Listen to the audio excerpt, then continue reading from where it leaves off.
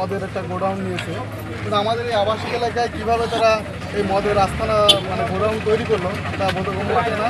আর আমরা সামাজিক দায়বদ্ধতা থেকে বলতে চাই, এটা আবাসিক এলাকা, এখানে কোনো ধরনের মদের গোডাউন বা গ্যাসের গোডাউন এখানে আমরা প্রশ্রয় দিব না। যুব সমাজ এখানে বসবাস নষ্ট হয়ে যাবে। তাই আমরা এলাকাবাসী পাশে মসজিদ আমরা এলাকাবাসী পক্ষ থেকে সামাজিকতা দায়বদ্ধ থেকে মাহে রমজানের পবিত্রতা রক্ষার্থে বলতেছি, আমাদের দাবি এখানে যেন এই ধরনের গোডাউন না রাখা হয় এবং এই মিজান সাহেব যে এখানে মদের গোডাউন তৈরি করতেছে তার ব্যাপারে সরকারি তরফ থেকে আইনানুগ ব্যবস্থা নেওয়া অতি প্রয়োজন।